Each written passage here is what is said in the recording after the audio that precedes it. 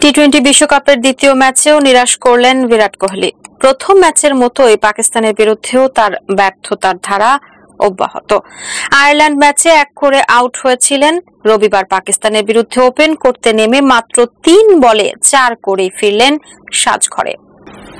বিরাট কোহলি বরাবরই পাকিস্তানের বিরুদ্ধে জ্বলে ওঠেন। বাবর আজমদের বিরুদ্ধে তার ট্র্যাক রেকর্ড বেশ ভালো। টি-20 বিশ্বকাপে তো কখনোই এর আগে পাকিস্তানের বিরুদ্ধে কোহলি 1 অঙ্কের ঘরে আউট হননি। টি-20তে তার অভিষেকের পর থেকে এই প্রথমবার এই ফরম্যাটে বিশ্বকাপে 1 অঙ্কের ঘরে আউট হলেন কোহলি। পাকিস্তানের বিরুদ্ধে টি-20 বিশ্বকাপের ম্যাচে বিরাট কোহলির সর্বনিম্ন রান এতদিন ছিল অপরাজিত 36, যেটা কোহলি 2014 সালে করেছিলেন। আর সর্বোচ্চ রান বিরাট কোহলি 2022 সালে টি-20 বিশ্বকাপে অপরাজিত 82 করেছিলেন।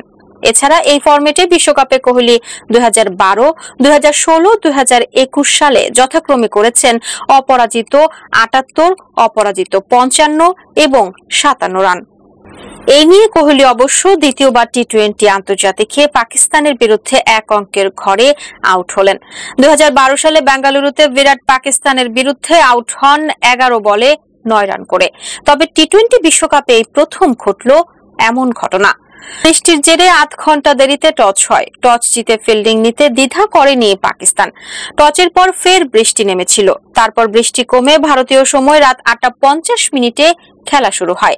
কিন্তু প্রথম ওভারের পর ফের বৃষ্টি নামায় খেলা বন্ধ ছিল কিছুক্ষণ। তারপর খেলা শুরু হলে নাসিম শাহকে দ্বিতীয় ওভারে আক্রমণে আনেন বাবর আজম। প্রথম বলেই হাফ ভলি কভার ড্রাইভ মারেন কোহলি। আউটফিল্ড বৃষ্টির কারণে মন্থর হলেও এতটাই ভালো টাইমিং হয়েছিল যে 4 পেতে অসুবিধা হয়নি। পরের বলে রান আসেনি। তার পরের বলেই বিরাট আউট। ওসমান খানের হাতে ক্যাচ দিয়ে সাজঘরে ফেরেন কোহলি।